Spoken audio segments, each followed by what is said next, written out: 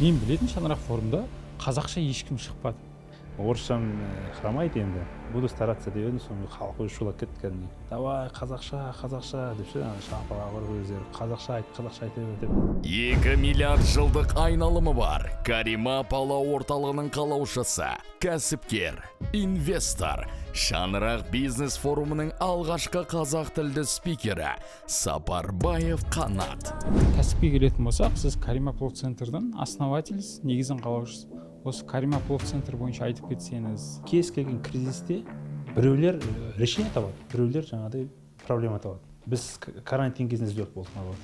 Мен бір жылдың ішінде 3 точка ашамын. Жұрттың бәрі ресторандармен жауап кеткен кезде мен сол ресторандарды алып алдым. Представляете, премьер-министр, еліміздің премьер-министрі біздің кафеге келіп, центр пловқа келіп, плов жеп кетеді. Енді қайтадан келіп жатырмын. Қанша табысың мен? Айтпадыңыз ғой, цифрда. Мен бір жылда 150 миллион теңге таза табыс табылдым. Қанат мырза, қош келдіңіз біздің подкастқа. Қош көрдік. Ассалаумағалейкум. Сізді қонақ ретінде шақырғанымыз өте қуаныштымыз. Жақында сіз Шаңырақ форумда выступать еттіңіз. Мен білетін Шаңырақ форумда қазақша ешкім шықпады. Шығып, ана жерде халықты шулатып жүріпсіз. Осы жайында айтып кетсеңіз, қалай болды? Жалпы спикерлік деген қалай екен негізі? Спикерлік деген керемет нәрсе. Өзі бала кезден выступать еткен жақсы көремін негізі. Армандарымның бірі деп айтсақ та болады. Халықтың алдында жүру, халықтың алдында выступать ету. Қазақша контент жайлы айтатын болсақ, енді заранее мен шын айтсам білдім негізі аудиторияның 70-80% бәрібір қазақтар ғой енді. Қазақша сөйлейтін аудитория ғой бәрі. Сол заранее білдік та енді біздің орысша хромайды ғой. Орысшамыз онша оңтүстіктен болғаннан кейін ауылда өскенбіз, ондай орысшамыз күшті емес. Окончанием бәрі жоқ, акцент дейді ғой, бәрі күшті, орысшамыз қиындау. Бірақ 100% қазақша сөйлеп бастаймыз деп ойлаған жоқпыз. Бардық та орысша сөйлеп бастадым. Сосын айттым енді жаңағыдай, ол жерде айтады ғой, волноваться етіп тұрсаң, волноваться етіп тұрғанда айту керек деп ше. Тоғып тұрмын, кішкене бірінші шығып жатырмын, қиын болып жатыр маған деп әкесі айттым. Олар жақсы қабылдады да, орысшам қиналып жатырмын ғой, айта алмай. Соны айттым оларға тоже. Орысшам хромайды енді, айып етпейсіздер деп. Буду стараться деп едім, соны халық өзі шулап кетті кәдімгідей. Давай қазақша деп ше, шапалақ ұрып өздері қазақша айта бер деп. Әрине сол бірінші аудиторияның рұқсатымен ғой бәрі. Аудитория рұқсат бергеннен кейін сосын өздерінен сұрадым, бола ма рұқсат па, қазақша айтсам бар ма, қазақша аудитория бұл жерде деп едім, шулап тұрып алып кәдімгідей шапалақ ұрып. Сонымен қазақша айттық. Қазақша ойым дұрыс жеткізе алдым да. Негізі көбісінің стористағы отметкаларын да көрдім, белгілеулерін көрдім. Барлығы ана жерде өте жақсы отзывтар, жақсы пікірлер қалдырып кетіпті. Рахмет, сондай бір керемет обратный связь алдық, иә. Бәрінің айтқаны, өздерінің Шаңырақтың бір приложениесі бар, голосовать ететін. Сол жерден лучший спикер деген атағын алдық қой, былайша айтқан кезде. Оғанға дейін выступать етіп едіңіз негізі? Жоқ, бірінші рет. Бірінші рет? Онда үлкен аудиторияда бірінші рет выступать етіп жатырмыз. Бірақ сондай керемет обратный связьдар болды. Енді кәсіпке келетін болсақ, сіз Карима Плов центрдің основательсіз, негізін қалаушысы. Осы Карима Плов центр бойынша айтып кетсеңіз, сізде неше точка бар, қай қалада барсыздар? Қазақстанда Астана қаласында 2020 жылы ашқанбыз, бірінші филиалды 7 февраль күні, карантиннен бір ай бұрын. Ешкім білген жоқ осындай болады деп. Аштық, бір айдан кейін енді саудамыз көтеріп, енді күшейіп жақсы болып келіп жатқан кезде 17 март шамасында ғой, есімде болса. Астананы жапты, блокпост қойып жаңағыдай. Полный қаланы жауып, карантин қылып, коронавирус деп ше. Ең бір важный момент болды да сол кезде. Көп адам сынып кетті ғой, шыққан кезде жабылып қалды ғой. Даже нормально істеп жатқан кәсіп, нормально істеп жатқан ресторандардың өзі жабылып қалды. Себебі тіпті тойханалардың өздері жабылып қалды ғой. Көбі жабылып қалды. Сол кезде мен білмеймін, бір ішкі сенім болды да, что адам баласы жалпы негізі кез келген ауруды жеңген. Кез келген дерт жеңген, чума болды баяғыда, одан да басқа көптеген аурулар болған ғой. Бірақ адамзат бәрін жеңді ғой, жеңе алды ғой. Мен сол ой болды да, бұл ұзаққа бармай, бір жарты жыл, бір жылда шешіледі деп. Енді әрине бір 2 жылдан аса созылды ғой енді. қазіргі таңда бәріміз жүрміз ғой, свободно шешілді ғой проблема. Мен білдім да сол проблема шешілетінін. И кез келген кризисте, кез келген карантин дейді да, біреулер решение табады, біреулер жаңағыдай проблема табады. Біреулер решение көрмейді да, ол жерде все бәрі бітті, жабу керек дейді. А біреулер решение көреді, решение табады. И сол кім решение таба алады, оларға жаңа есіктер ашылады. И олар взлет болады. Біз карантин кезінде взлет болдық, наоборот. Карантин кезінде. Иә. 2020 жылы прям мен ашам, и мен бір жылдың ішінде 3 точка ашамын даже. Жұрттың бәрі ресторандардың бәрін жауып кеткен кезде мен сол ресторандарды алып алдым. Қайта мен арзан алдым, үлкен сұраққа алдым. И локация, керемет локация. Первая линия прям угловой, жақсы локацияларды мен алып алдым да. И доставкамен жұмыс істеп, мен білдім да қазір уақытша минусқа өз-өзіне ақтап жұмыс істесем де, бірақ мен қазір локацияларды алып алуым керек, жақсы локация. Ол ұзаққа бармайды, ол ашылады, бір күн емес, бір күн ашылады бәрі деп. Мен білдім да заранее. И сондай өзімде сенім болды. Енді логикаға саласың ғой бәрі нәрсе, жаңа айттым, аурудың бәрі адамзат жеңген деген сияқты. Уақытша нәрсе ғой бұның бәрі деп. И соның пайдасын берді, кейін жемісін. И 1,5-2 жылдың ішінде біз почти 5 филиалымызды ашып тастадық. Қазір мінекей біздің рынокта болғанымызға енді ғана 4-ші жыл кетіп жатыр. 3 жылдан енді асты. 3 жылдан асты. Бірақ үлкен обороттағы масштабта компания жасай алдым да. 1 жылдың өзінде біз почти 1,5-2 миллиард оборот жасадық. Өте үлкен оборот ол. Нөлден бастаған ресторандар үшін өте үлкен сумма. Сіздер негізгі фишкаларыңыз қандай? Негізі не үшін адамдар сіздерге келеді? Мысалы, көп кәсіпте өзінің бір фишкалары бар ғой, кез келген кәсіптің. Мысалы, не үшін бізге мысалы видеоға не үшін келеді? Біз точно айтамыз, идеяны өзіміз құрап береміз, сіздер просто келіңіздер, киіміңізді алып келіңіз, болды деген сияқты. Ал сіздерге не үшін адамдар тамақтануға келіп жүреді? Қарапайымдық бірінші ретте. Қарапайым болу и названиедағы көп нәрсе. Бұл уже маркетинг темасы. Ашып бер десеңіз, мен ашып берейін сізге. Ашып беріңіз, негізі. Бұл жерде важно иметь название. Кез келген, даже мен сізге де рекомендация берем. Болашақта өзіңіздің компания енді бар ғой, оны егер ат беріп, логотип беріп жатсаңыз, оған міндетті түрде 3 аудиторияны қамтитын ат беру керек. 3 аудитория дегеніміз, яғни бай аудитория, орта аудитория и арзан аудитория, да, который ақшасы төмендеу. Біз оны қалай шештік? Біз центр вкусного плова деп шештік. Алдында рилстарым бар, рилстарымда егер адамдар көрген болса, ол жерде осы туралы айтқам. Бай аудитория дегеніміз, яғни кәдімгі байлар, миллионерлер, кәдімгі бизнесмендер, аким, депутат, кім бар бізде Астанада, министр бар и так далее, премьер-министр, бізге даже премьер-министр келген, бізге плов жеген. Представляете, премьер-министр, еліміздің премьер-министр біздің кафеге келіп, центр пловқа келіп, плов жеп кетеді. Неге? Ол жейді бізге, өйткені заранее білетті, бұл жерде олар, мен сыртына жазып қойған жоқпын да, дәмхана деп жазған жоқпын, асхана деген жоқпын да, мен столовый деп жазған жоқпын сыртына, вывескаға. Мен центр вкусного плова деп жаздым. То есть это что означает? Кафе мен ресторанның ортасы. Непонятный нәрсе да. Түсінбейді да адам, не бұл дейді да, и оған ұялмай келе береді. Бай адамдар ұялмай бізге келе береді. Орта халық тоже келеді, өйткені олар заранее біледі, бұл жер қымбат емес. Ресторанда жазып отырған жоқ қой бізде. Карима ресторан емес, Карима центр вкусного плова депті. И жаңа жай қарапайым халықта ол да келеді. Айлыққа жүрген жаңа 150 мың, 100 мың айлыққа жүрген адамдар да, оларда да айына бір рет праздник бар, туған күн бар, басқа бар. И олар да бізге келеді. Біз бір ғана названиемен 3 аудиторияны алып жатырмыз. Сіздерде ондай средний чек неше? Бізде средний бағалар демократичный бізде. Өте арзан.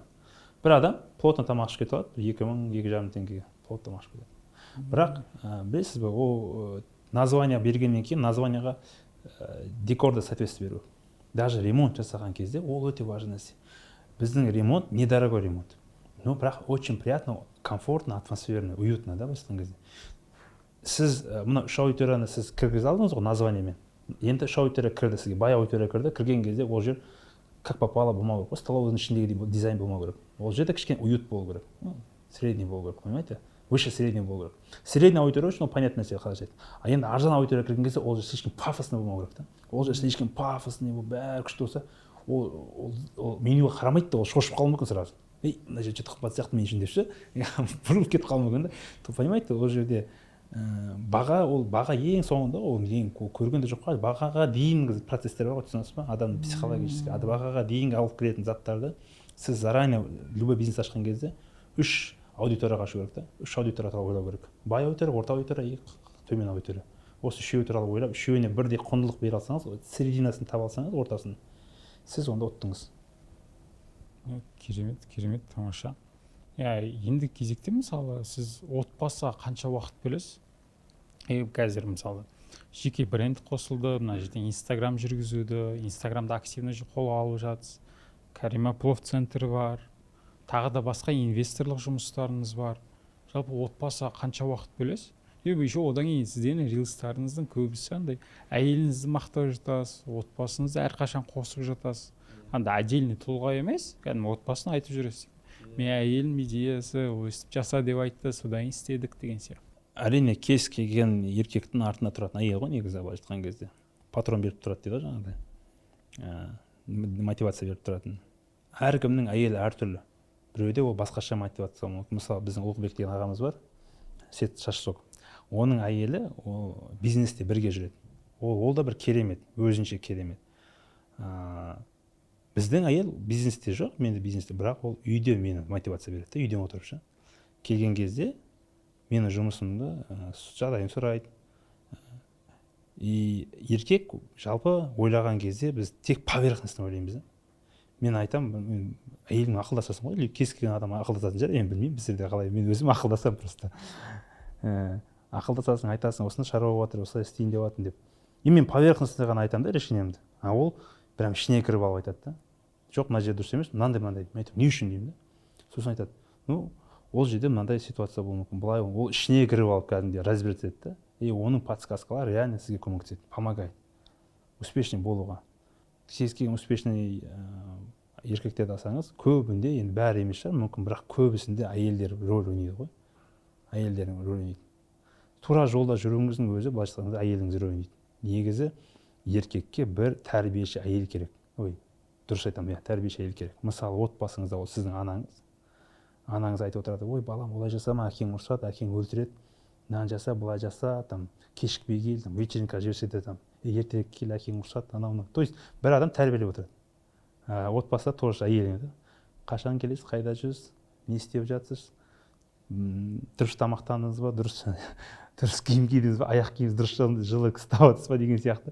То есть бір әйел, бақылаушы дейікші, тәрбиелеп жүрсе біреуге қатты тиетінше, бақылаушы әйел керек та, еркекке. Потому что біз көп мәселеге мән беріп қарай бермейміз. Бізде бір нәрседе ғана фокус, осы нәрсені ғана істеп аяғына дейін жеткізсек, осы болды ғой, көп заттарға мән бермейсің. Әйелдер просто дейді, не бар ғой, оларда әдемілік бар да, красота бар ғой бастан кезде. Әйел жүрген жердің бәрінде красота бар. Мен просто әйел бизнесмен кәсіпкерлерді білемін да, даже ресторан саласында. Олардың кафелеріне мен нетен барамыз ғой, айналып көресің, ол басқада қалай болып отыр екен, ол жерден бірден қалатын жағым өзіме енгізем деген сияқты. И барасың, хозяин еркек. Өзің сияқты да примерно. Ал хозяйка әйел болса, ол жер вообще басқаша. Ол жерде обязательно гүл тұрады, ол жерде уютно, ол жерде обязательно ароматы заты тұрады, не знаю, әйелдердің солай баста жұмыс істейді ғой өзі. Әдемілікке күшті құштар ғой олар. Әдемі қылып жасайды бәрін күшті қылып.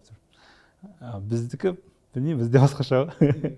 Бізде тіпті қазір киім киюдің өзіне де бүйтіп қарайсың, мынау дұрыс па, мынау қалай тұр деп сұрап аласың. Енді отбасыңызға қанша уақыт бөлесіз? Негізі жұмыстан бөлек. Сұрағыңызға жауап берейін, отбасыма таңертең садикке обязательно өзім аламын, балаларды апарамын. Өзім ешқандай водителіме бермеймін, әйеліме де бермеймін. Таңертең өзім ұйқыдан тұрғызып, әйелім екеуміз киіндіреміз, соны садикке өзім алып кетемін. Обязательно садикке өзім апарамын. Жаңағыдай таңертең сөйлесеміз, садик кейдінде біраз жол ғой енді, 20 минут жүресің машинамен. Сөйлесесің, еркелетесің, ойнатасың, көтересің, басқа қаласың, әйтеуір. Күніне бір мәрте болса да, әйтеуір өзім олармен бірге болайын. Әкем деген аты бар, өзі жоқ деген болмасын деймін де. Таңертең міндетті түрде өзім барам. Каждый кешке енді әйелім алып қайтады. Енді мен жұмыста арпалысып жүрген кезде 5-тің 6-сының шамасында уже садиктен алып кету керек, уже әйелім алып кетеді.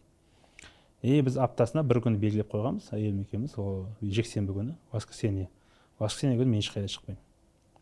То есть шығамын енді, бірақ жұмыспен ешқайда бармаймын. Жұмысқа вообще не отвлекаюсь. Мен ол жұмысымды алады біледі. Воскресенье күні біз личный блокты стараемыз демалдыруға. Просто история ештеңе болмайды. Бір күн демалады бәрі. Енді бәрінде солай болу керек шығар. отбасыма бөлемін. Заранее жоспарлаймыз, мысалы осы жұма күнге, осы жексенбіге біз жоспарлап отырмыз мешітке баруға. Біраздан бері мешітке бармай жатырмық отбасымызбен мешітке оқырып барып, жаңа дем салдырып, дұға оқып, садақа беріп, сондай жоспарлап заранее. И ары қарай уже кейін развлекательный программа жасап. Негізі алдын ала келісіп алған дұрыс та еліңізбен. Алдын ала сөйлесіп, бір важный моменттер болады, бірдеңке жасау керек болады, мысалы. Семьямен сол кезде осы жексенбі күні қалдырайық. Біздің күн бар ғой, семейный күн, соған қалдырайық деп. Сол күнге қалдырып, отбасымен, бала шағамен уже бір жерге барып, сондай мүмкін кино болуы мүмкін, мысалы көбінесе балаларды ойнайтын жерге апарамыз, кейде далаға шығамыз серуенге. Праздниктер болып жатса, стараюсь праздниктерде отбасымды алып неге кетіп қалуға, бурабайға кетіп қаламыз. Бір күнге, екі күнге барып бурабайға демалып келеміз. Олармен бірге болу керек та уақыт. И адам финансовый независимға жеткен кезде, ол өте керемет нәрсе де, ол бәріне тілеймін сол нәрсені. Финансовый независим болған кезде уже ойламайсыз да, мен ақша жинауым керек шетелге шығуым үшін деп ше. Сізде өйткені ақша бар, бәрі бар. Просто уақыт табу керек та. Уақыт табасыз, әйелімен келесіз, там турфирмаға звондадым, шетелге шығып кеттім. Біз мысалы семьямызбен осы жылдың өзінде уже 3 рет бардық шетелге. Бір жылда. Ал мен өзім бөлек қанша рет бардым. Ол бізде сондай установка жасады да, жылына қайта 4 рет шетелге шығуымыз керек. Енді оны жайлап көбейту керек та, 6, 8, 10-ға ше. Өйткені мемлекет шетелге шыққан кезде, тем более отбасымен шығатын болсаң, бәрің бірге дамисың, бірге өсесің. Өйткені насмотренность деген нәрсе бар. Көресің, интеллект өседі, разумыңыз өседі, жан жақты адам өседі, балалар да өседі. Мысалы, менің балаларым, мен үлкен балам даже 1 жасын Хайнанда өткізген. Туған күнін прям Қытайдың островында, Хайнан деген островта, сол жерде 1 жас туған күнін сол жерде жасағанбыз. Ол 1 жасына жетпей шетелге шыққан бала да мен балам. И оларды әңгіме ой өрісте басқа балалардың. Олар моренің не екенін біледі. Олар бүкіл море продуктын бәрін біледі. Менің балаларым кішкентай ғой, 5-те, 3-те. Олар море продуктын бәрін көреді да, аттарын айтылады. Мынандай, былай жейді, былай жейді, олар біледі. Ол жақсы шығар енді қазіргі өмірде. Менің де балам қазір 2 ай болды да. Сонымен желтоқсан айына жоспарлап жатырмыз да, елмен бірге бір Дубайда как минимум 1 ай көлемінде тұрып көрсек, сол жерде жұмыс істеп көрсек. Бірақ іштей кейде ойлайсың да, мен басында ойладым, бұл бала болды, әйелмен барасың. Басында бір ойладым да, бұл ограничитель сияқты ма деп. Қазір түсініп жатырмын да, бірге шыққан қызықты ғой. И ол бала да түсінетін сияқты ол эмоцияны. Сен ана жерде қуанып жүрсің, мә, керемет, не деген ғимараттар, мынау керемет қой деп жүрсің. Балаңыз 2 жасқа дейін тегін ғой, бүкіл авиалинияның бәрі. Так что 2 жасқа дейін бәр жаққа барып алу керек баламен. 2 жасқа дейін дейсіз ғой.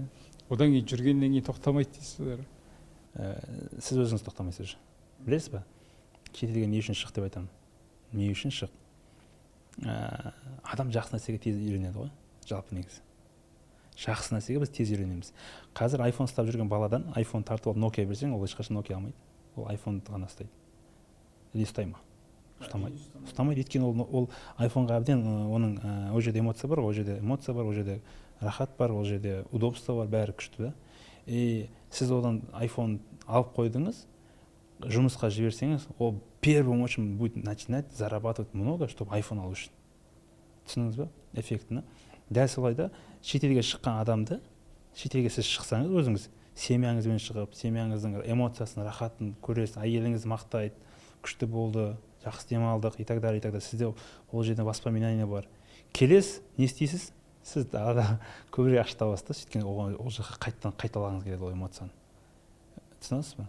Рахатты қайттан сіз, негізі мына ер азаматтарда ол жақсы дамығанда, біз рахатты біреу арқылы аламыз ғой. Былай айтқан кезде біз біреуге бере отырып, эмоция сыйлай отырып, біз содан рахат аламыз.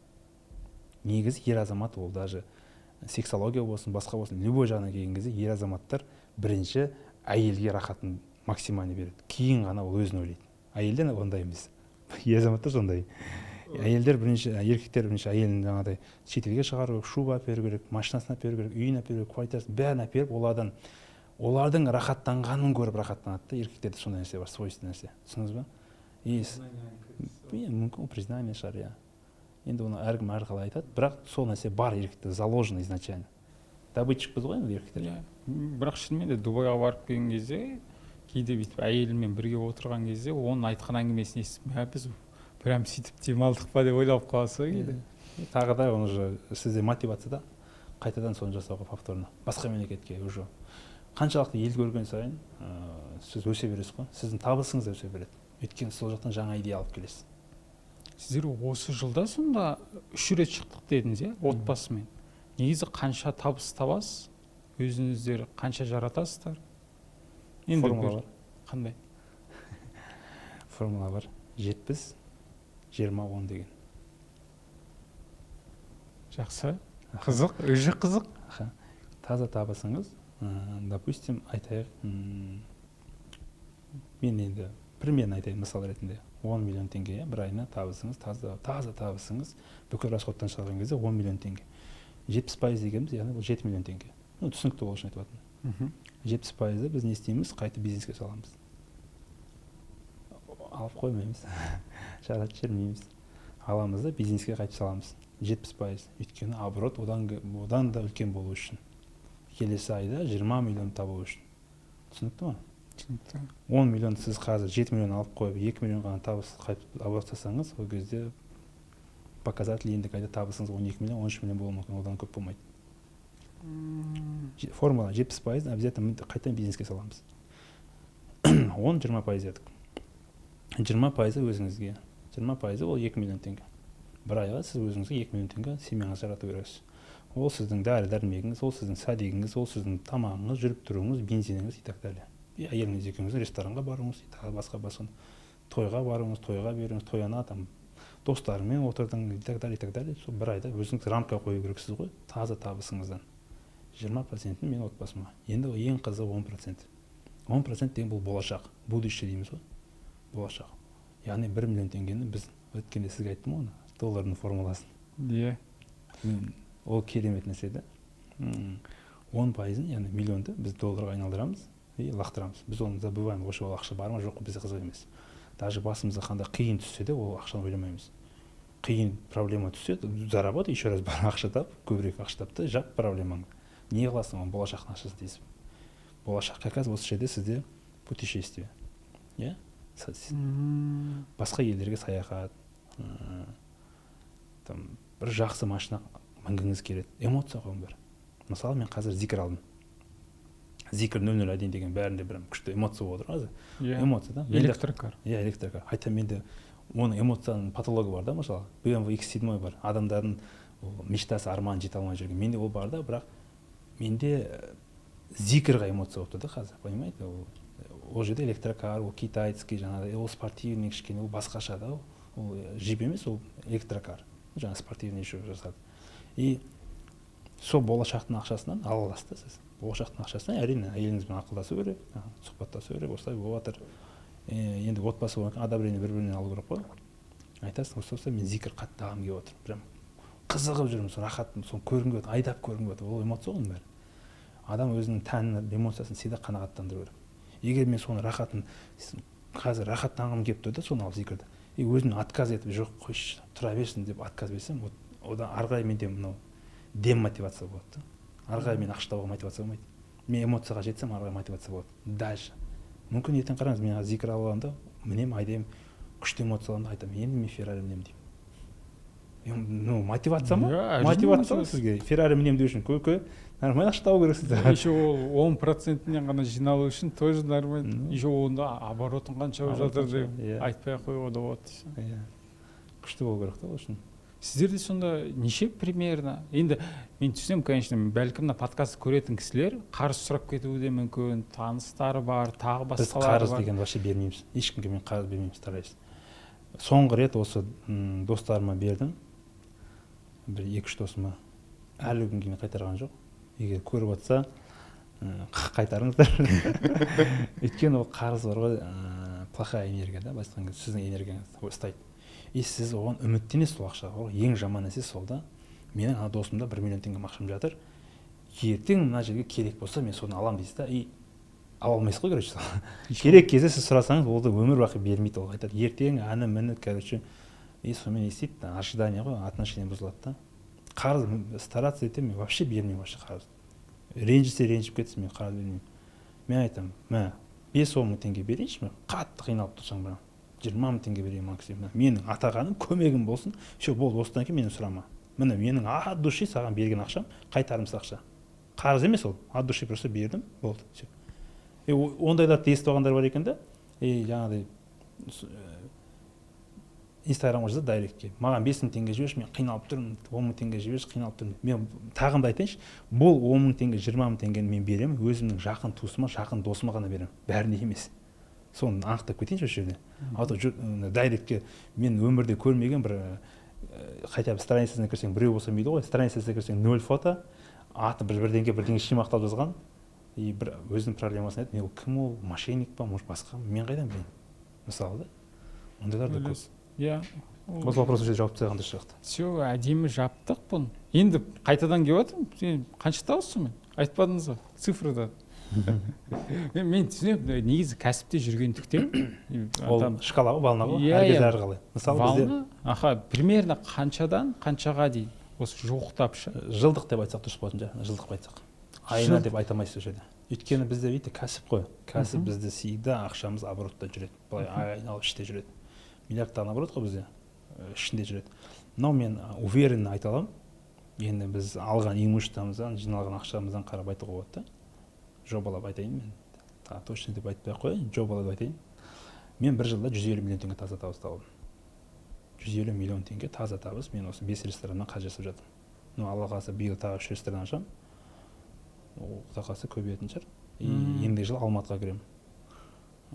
Алматыға тағы үлкен крупный сеть болып кіреміз деп Құдай қаласа ниет қылып отырмыз. Алла ниетімізге береді, көреміз. Енді осыға дейінгі түскен ақшаның бәрін мен потребность жаптым.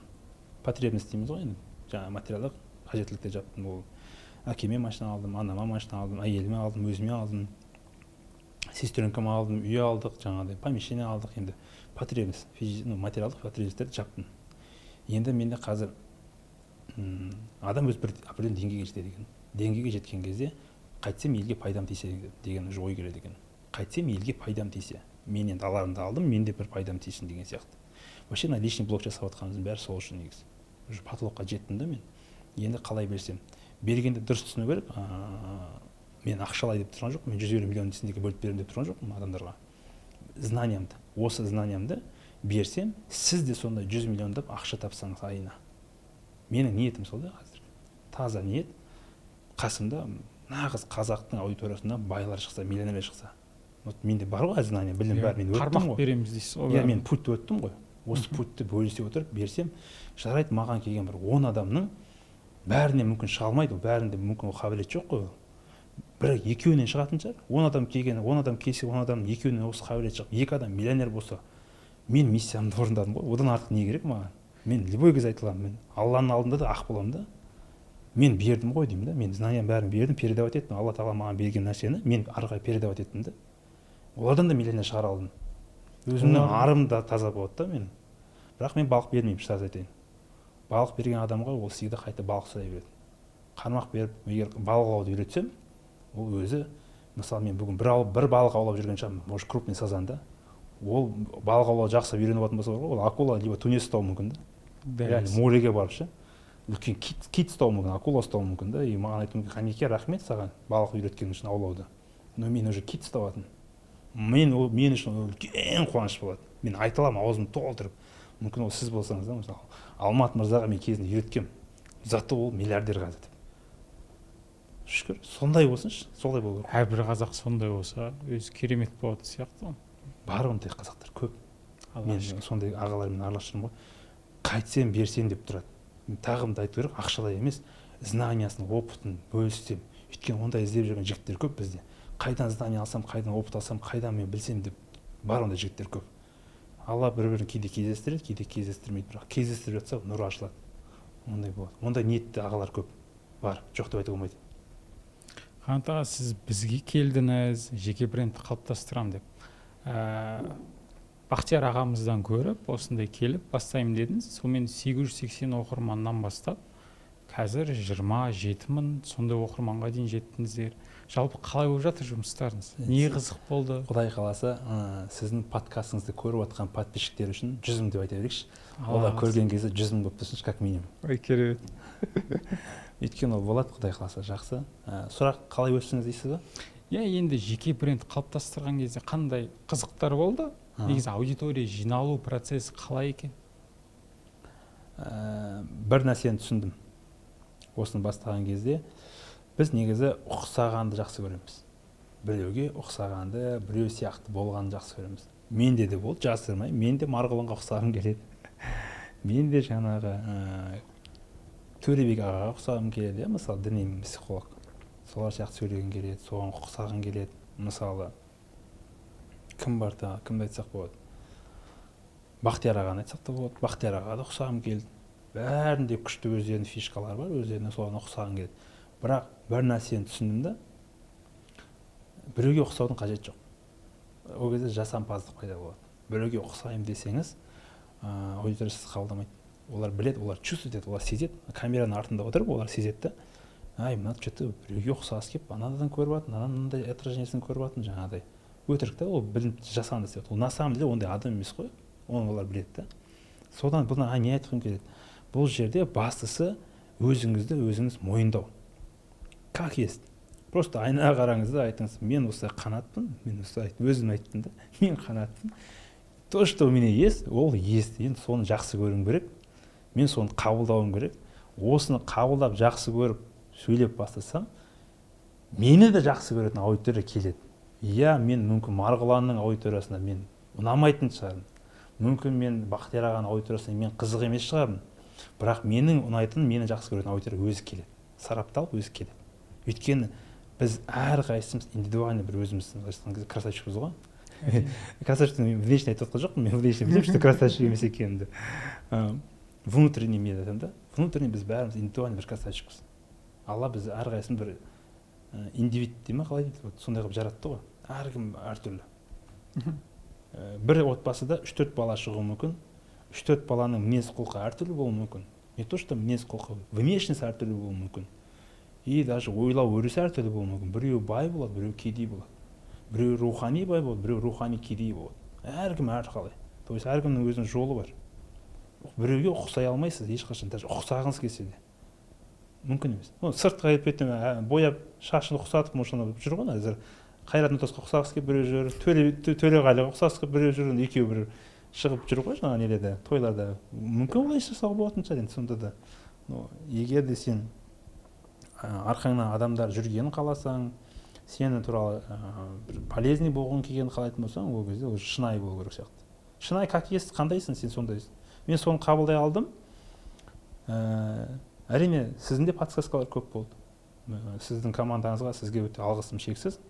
Өйткені қазақта жақсы сөз бар, шымшық сойса да қасап сойсын дейді. Мен қазір Астанадан келіп жүрмін да сізге. Қасапшыға бола. 4-ші рет пе? Неше рет келіп отырсыз? Мен 4 пе, 5 пе келіп жатырмық қой, Аллаға шүкір. Енді сіздер қасапшы, нағыз осының майталманы қасапшысыздар да, сіздер бұның бәрін білесіздер қалай екен. Оның да үлкен көмегі болды. Егер де сіздер маған подсказка беріп, былай деп жол жөнесін түсіндіріп айтпасаңыздар, мен ол путқа жететін едім осы дәрежеме. Жетемін мен. Бірақ қанша уақыттан кейін деген сөз. Біз қазір 2 айда 27 мың, жаңа айтып отырмық, 2 айда 27 мың подписчик насып деп. 1 айда 10 мыңнан асырып жеттік подписчикті. Мен өзім жететін едім Астанада жүріп жасағанды. Мүмкін 5 айда жететін, мүмкін 6 айда жететін. Мен білмеймін да қалай болар. Бірақ қасапшымен жаңағы жүрген кезде енді қасапсыз бір тіл естеді екен жаңағы. Яғни опытный профессионал деп айтайықшы, профессионалдармен жүрсең, ол уақытыңды қысқартып береді ғой профессионалдар. Профессионалдар уақытты қысқартады тек қана. Басқасы все зависит от тебя. Уақытыңды, мысалы 6 айлық уақытты олар 2 айлық, 1 айлыққа қысқартып алады. Олар соны істеп береді. Бірақ қаншалықты оны алып кете аласың, жеткізе аласың, оның бәрі өзіңе байланысты. Дәл өзі. Керемет. Негізі кәсіпкерлердің барлығына жеке бренд керек па? Қалай ойлайсың? Мен себебі былай көріп жатырмын да, кейде Instagram болсын, TikTok болсын, айтады да, TikTok балалардың отыратын жері, ол жерге кірмеймін, не істеймін деген сияқты. Мен айтамын, ол балаға пышақ беріп қойған мен тең нәрсе да ол. Бала жүрген жерде сен де болу керексің деп ойлаймын да. тек қана ол балалар өздеріне правила ереже жазатын болса кішкене ыңғайсыздау сияқты. Сұрағыңызды түсіндім. Ана кім сияқты ғой, Нұрлан Имам мысалы өте құптаймын сол кісіні ше. тиктокқа кіріп одан сұрап жатыр бәрі, не үшін кірдің тиктокқа дейді да, сенің аудиторияң емес қой дейді. И сол кезде айтқан жауабы өте қатты ұнады. И мен үшін ол өтті. Мен сол үшін де жасап жатқан шығармын. бір мақсат болды тиктокта жүргеніміздің. Мысалы тиктокта қаншама дұрыс емес бұрыс ағымдар көп, не бір тентек видеолар көп қой айтқан кезде. Сол жердің ішінде мен де жүрейін дейді да, жақсы жағынан дарыптап. Мына жерден әйтеуір ана жақта көре берсін жаман нәрсені, но анда-санда мені көріп тұрса да оларға уже құндылық пайда болады да, олар жақсы тәрбиеге келе бастайды. Түсіндіңіз ба? Бізде де мысалы менің подкасттарым, жаңағы видеоларымызда в основном тоже біз тәрбие жөнінде көбірек айтамыз ғой.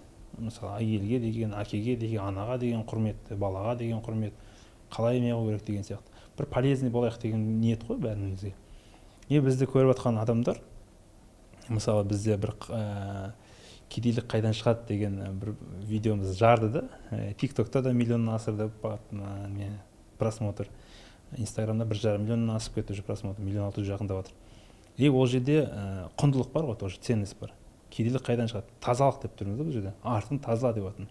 Малдың артын, адамның артын мал тазалайды, адамның артын мал тазалайды, адам тазаламайды деп жақсы не бердік та сондай. Ол тәрбиелік мағынасы бар видео ғой айтқан кезде. Біз айтпағанды кім айтады енді оны? Біз андай бір болмайтын ағымдарды, болмайтын адамдарды насихаттап отқан жоқпыз әйтеуір. Өзіміздің құндылықтарға сәйкес келетін адамдарды. Солай деп айтсақ болады, Одан кейін жаңа бәрі кәсіпкерге керек па деген. Ниетке байланысты табиғат.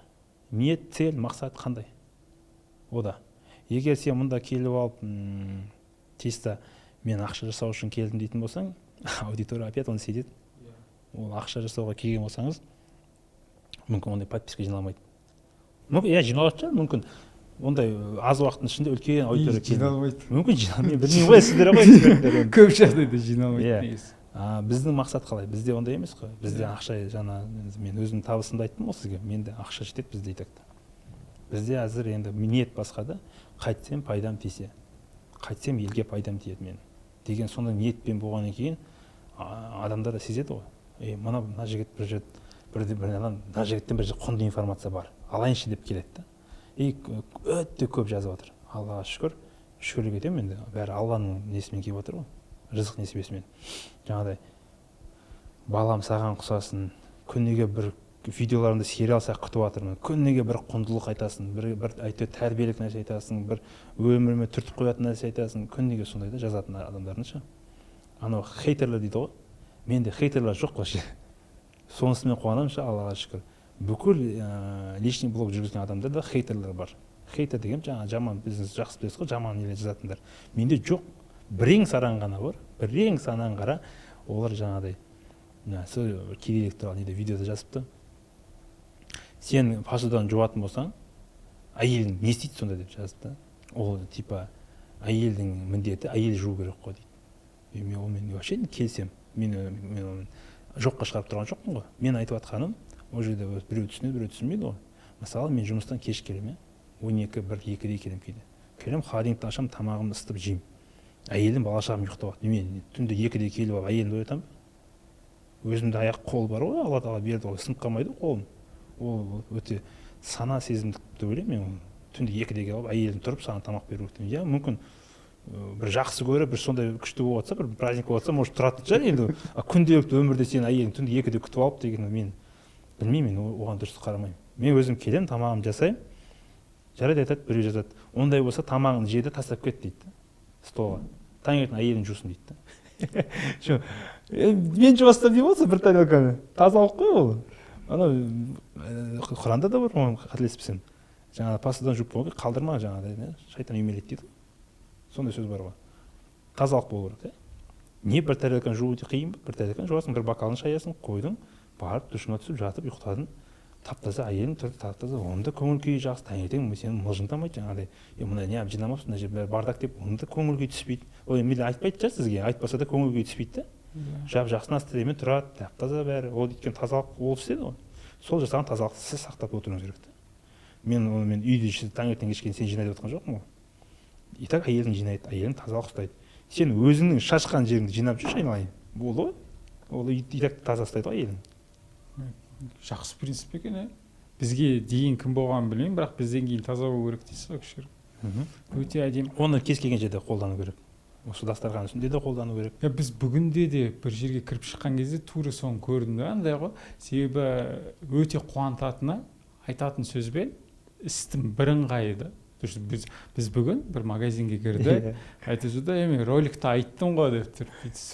Осы жерді сүртіп алып та, қанатымызды алып барып бүйтіп тастап жүрген кезде өте риза болған соң. Мен ана жерде іштей өзім үшін ұялдым да, мен қалай тастап кеттім мына жерде. Өте керемет. Қанат мырза, өзіңіздің миссияңыз қандай негізгі? Себебі ақша тауып жатсыздар, понятно, это хорошо, күшті. Но бірақ та ақшадан да жоғары бір миссия бар да. Иә, кез келген адам миссиясы болады. Менің миссиям өзімнің білген біліммен, өткен өміріммен, мына путьпен, пока күшім бар, пока возможность бар, мен одан да жаңа идеялар шығарамын ғой. Жаңа бір неде айттым ғой сізге. Кез келген идея бөлісінен қорықпау керек. Бөлісінен қорықпау. Мен көп достарым айтады маған. Не үшін жасап жатсың? Не керек личный блог? Не үшін сен бәрі информацияны бүкіл секретін бәрін айтып жатсың? Ертең олар да бізге конкурент болады ғой. Анау ертең ана сырымызды біліп қойса, ана жерден барып бизнес ашады да, бізден озып кетеді ғой дейді. Ол изначально ниет дұрыс емес та. Мен айттым, озып кетсін деймін, не істейсің? Жалко, что ли, сен ақшаң ба? Алланың ақшасы ғой бәрі. Жалко, что ли, деймін, миллион берсейші бәрін. Құдай саған беріпті, содан соң сенен бөліс. Бер бүкіл информацияны деймін да. Қорықпау керек та одан. Егер сен қорқатын болсаң, даже бұның екінші жағы бар ше. Психологический жағын алатын болсақ, егер де сен өмір бақи бүйтіп қорқып, мен мынаны идеямды біреу алып қояды, ұрлап қояды, бай болып кетеді деп бүйтіп жасыра берсең, сен болды, одан басқа идея жоқ сенде. Нөл да сенде. Сен изначально идея ойлайсың, ойың дұрыс емес та, сен менде бірақ идея бар, одан басқа идея жоқ менде. Осыны біреу алса, мен кеміп қаламын, біреу байып кетеді дейтін болсаң, болды, сен одан басқа идея жоқ қой. А егер де біз былай қалай істейміз? Біз ашамыз қолда, міне. Идея келді ме, алыңыздар деймін да, міне. Өйткені мен тағы жаңа идея шығарамын. Мен ғой идеяны генерировать ететін. Алла маған сондай қабілет берді. Мен алдым идея, мына адамға бердім, мынау миллионер болды. Мына екінші адам келді, мынаған басқа идея бердім, ол да миллионер болды. Үшінші адам келді, ол да миллионер болды. Несі бар? Бола берсін, ничего, жалко что ли? Қазақтың бәрі миллионер болсын. Шейх болайық та бәріміз. Керемет. Болайық бәріміз, в чем проблема? Негізі, бұл идеялар негізі инструменттерді алу негізі платный ма или қалай? Ақылы ма негізі қалай жүреді? Себебі тегін заттың негізі құны жоқ. Тегін заттың құны жоқ. Иә. Мен наставничество бар бізде кішігірім. Ол жерде құны прям анау айтқандай қымбат емес. Қымбат емес. Ол мына өзіне информациясын сай нәрсе. Кез келген тегін нәрсені шақырсаңыз, тегінге ешкім келмейді. Тегінге ол зейін беріп қарамайды. Тегін алған екен. Мысалы кейде бизнес автор өткіздің алдында. Бағасы бірінші бастаған кезде 10 мың теңге болды. Мен ол жерде одан бірдеңке алып айтқан жоқпын. Күнделікті қолданатын нәрсені айтып жатырмын да. И сонда бір жігіт бәле бір қыз ба есімде жоқ, айтады да, күнде көріп жүрген, естіп жүрген нәрсеміз ғой дейді да, бірақ осыған мән бермеппін сіз айтпағанша дейді да. Мен айттым да, конечно сен мән бересің, сен 10 мың теңге сатып алдың ғой деймін да. Түсінесіз ба? Ол и так та ол нәрсені біледі да, просто оны істемейді. Потому что ол тегін келген ғой оған дейін. Тегін келген нәрсе, адам құны жоқ оның тегін нәрсені. Тегін келген нәрсе просто бүйтіп қарайды. А осыны 5-10 мың теңгеге сатып алса, ол бүйтіп алақанды алып жүреді ғой. Ол бүйтіп құнды көреді да. Ценность бастайды. И даже мен наставничество деп ертең ағылып наставничество емес, келіп отырады ғой ондай. Сразу айтып алайық, осы жерден вопрос шешіп. Наставничество келген кезде біз отбор жасаймыз. Мен өзім тщательно сөйлесем, отбор жасаймын. Энергия деген нәрсе болады, адамда. Біреу мысалы өткенде жазып жатыр. Менің 200 миллион қарызым бар дейді. Маған көмектес дейді, маған наставник бол дейді. Давай тағы бір жаңа бизнес бастайық. Сен маған көмектес, мен сол 200 миллионды қарызымды төлейік дейді. Мен сразу жоқ дедім. Неге мен түсіндіріп берейін? Егер сол кісі көріп отырса да, енді ренжімесін. 200 миллионға қарызға кіріп кеткен адамнан қалай айтса екен? Қандай шанс ода? 200 миллионға жайдан жай адам кіре ме? Жарайды бір 20 мың болсын, 200 мың болсын, потолок 2 миллионға қарызға кірген болсын, мен ол жерде бірдеңке жасап көмектесе аламын. 200 миллионға қарызға кірген адам бір кәсіпті бастай алмайсың, кәсіп бастасаң, кәсібіңе жүгіріп келеді қарыз адам бәрі. кәсібіңді тартып алады сол жерден на месте. Ол энергия басқа да ол жерде, түсінесіз ба? Ол 200 миллионға ол оңайлықтан кірген жоқ. Ол реально біреуді кидать етті, может, білмеймін, басқа нәрсе болды ма. 200 миллион деген үлкен ақша. Ондай қарызға кіріп, мен ондайға көмектесемін айта алмаймын. И тағы мындайлар бар. Қарызбен көбінесе связано қарызбен ғой. Мен мынандай адамдарға көмектесемін. Былайша айтқан кезде кімге көмектесемін емес, кімге көмектесе алатындай дейді лучше. Кімге көмектесе аламын? Энергия деген тасып тұр, білім деген құштар, жаңалыққа құштар, рисковать ете алады, рискке бара алады. Өзі уақытты үшке бөледі. Үшті уақытты өзі бөледі. Біз бизнес бастаған кезде біз көбінесе уақытпен жерді өтеміз. Көп нәрсемен жерді өтеміз керек. Отбасымыздан жерді өтеміз, өзімізге уақытпен жерді өтеміз. Тек қана бір идеологиямен ғана өмір сүруіміз керек. Фанат болуымыз керек қой сол ісімізге. Сол кезде ғана біз жетістікке жетеміз. Ол туралы мен отдельно айтып берсем болады. Ол егер фанат болу керек. Мен бір іс бастаймыз, сол кезде сол істің фанаты болу. Көптеген нәрсеге құрбандық етуге дайын болу керек. Құрбан етуге, отказ етуге дайын болу. Бірақ оларды кейін оның бәрін қайтадан реттеуге болады. Бірінші бір фанат болып шығу керек. Сондай нәрсеге дайын болса. Болмаса бір кәсібі бар да, дөңгелеп жүрген бір кәсібі бар, масштабқа шыға алмай жатыр. Үлкен масштабқа шыға алмай, сет бола алмай жатыр. Болмаса миллиондаған оборот жасай алмай жатыр. Білмейді, әрине қыр-сырын білмей жатса қиын ғой енді. Сондай кезде көмектесе аламын. Мен сондай адамдарды аламын. Көбінесе кәсібі бар, жасап жатыр, мен соны масштабқа шығарып беремін.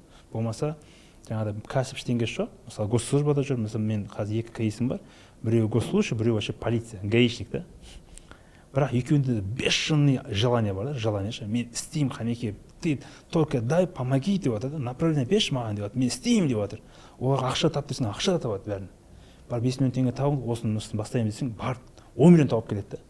Ол қайдан болса да қарыздан болса тауып келеді да, ол сенен ақша сұрамайды. Ол өзі тауып келіп, ақшаны көбейтейікші дейді. Түсінесіз бе? Ол менен ақша сұраса, мен оған ақша бермеймін, мен сразу айтамын, мен балық бермеймін ешкімге. Мен тек қармақ беремін. Келді ақшасын 5 миллионға келді, салдық кәсібіне, жөндедік, мына жерін былай істейсің, и еще 1-2 айда кәдімгі целый ресторан ашылды. И обороты қазір годовой оборот 300 миллион теңге уже біреуінікі 500 миллион теңге оборот, годовой оборот. То есть таза қабатқан пайыз 10% дейміз ғой бастаған кезде. Біреу 30 миллион теңге тауып отыр, біреу 50 миллион теңге тауып отыр жылына. Жылына 50 миллион теңге тауып отыр. Біреу жылына 30 миллион тауып отыр. Таза табыстар. Әдемі ғой? Әдемі. Госслужбада жүрген, жаңа 180 мың теңгемен жүрген бала. Анау гаишникте жүрді бір 210 мың ба, 220 мың ба. Әлі де жүр олар. Енді параллельно жұмыс істеп отыр ғой, енді незаконно, бірақ может айтуы мүмкін біреу. Енді солай кәсіп істеді, оларда желание болды. И бір ағамыз бар, өмір бақи таксист болып жүрген ғой. Таксист болып жүрген. Соған көмектестім. Желаниесі бар да, бірақ білмейді да қай қарай бару керек. Қорқынышты, бәрі жерде қорқыныш. Қалай істеймін білмейді. Келдім, так көмектесті. Қазір уже нормально. 3 швейный цехы бар. Әйелді вообще киім тігеді. Әйелді киім тігіп уже бәрін операционный камера орнына қойды. Екеуі қазір шетелде жүр, мысалы Дубайда жүр, екеуі. Таксист болып жүрген кісі, өмір бақи, жасы 40-тан асып кеткен кісі ғой, 45-ке жақындап қалған кісі, ана үлкен кісі ғой енді. Өмір бақи таксист болған адам, әзір миллионер, бизнесмен да. Вот сондай адамдарға мен көмектесе аламын. Реально желаниең болса, заданиені орындасаң, менімен бірге ақылдассаң, істесең, бәрін айтқан бойынша, менен жақсы жасасаң, проблема жоқ, жаса, менен жақсы жасау, вообще күшті ғой, ол кайф. Но бірақ мен айтқанын теріс қарап жүрмесең болды да, теріс қарап жүрсең әрине құлайсың. Вот сондай ғана бар. Керемет, күшті. Негізі Қанат мырза, үлкен рахмет біздің подкастқа қонақ болып келгеніңізге. Енді кезекте бір отзывыңызды беріп кетсеңіз, подкаст қалай болды, қандай нәрсені жақсарту керек, не істесек болады, не ұнады, не ұнамады? Жалпы сіздің подкасттан ба? Иә. Мен өзім бірінші рет келіп отырмын. Мына подкаст деген әдемі нәрсе екен. Мен кеше де айттыңыз ғой, подкастқа сіз қонаққа шақырамыз, дайын болып жүріңіз дегенге. Не айтады екен бұлар, не сұрақ қояды екен, қалай болады екен деп. Енді бірақ сіздердің профессионалдықтарыңызға сендім. Бұлар өздері бәлем жасап береді, күшті қылып жасайтын шығар енді. Қорықпай-ақ қояйыншы деп бардым, енді шүкір, Аллаға шүкір. Жақсы өткен сияқты меніңше. Қарапайым ғана екен бәрі. Егер подкасттан қорқып жүргендер болса, оларға советую, смело келе беріңіздер. Ішіңдегі бәрін шығарып алады екенсің. Ішіңдегі бәрі айтқың келген нәрсені айтып шығарып алады екенсің. Сондай бір керемет жер екен. Сіздің жеке өзіңізге айтатын болсақ, бәрі профессионально, бәрі дайындықтарыңыз көрініп тұр. Сұрақтарыңыздың өзі полностью мені изучать еткендеріңіз, мен туралы бәрін қызықты ақпараттардың бәрін шығарғаныңыз, ол даже мен үшін приятно болып тұр қазір айтқан кезде. Даже қандай сұрақтарды керек екенін сізде шығарып отырсыз да, ол да профессионализм ғой. Сіз менен сұрап тұрған жоқсыз ғой. Футбол жақсы көресің бе, волейбол жақсы көресің бе деп тұрған жоқсыз да. реально касающий тема, вот қоғамды қозғайтын, қоғамға интересный темаларды шығарып жатса, ол да бір керемет. Бір егер кемшілік айтуға болмайды, болашақ деп айту керек. Вообще негізі кемшілік айтпау керек ешқашан, соны негізі өзіңізге де бір лайфхак болсын. Адамға кемшілік айтқан кезде адам деп қалады да, жаңағыдай артқа айтып қалады. Ешқашан кемшілік айтпау керек. То есть мақтап қазір мен жасағанда жасап келіп, келесі жолы, келесі подкасттарда наушник болса, одан да жақсы болатын еді деп айту керек. Ой, керемет. Сонда ол сізге мотивация. Демотивация емес, мотивация болады. Ол да бір лайфхак. Өте керемет. Енді бізде подкаст аяқталды, бітті.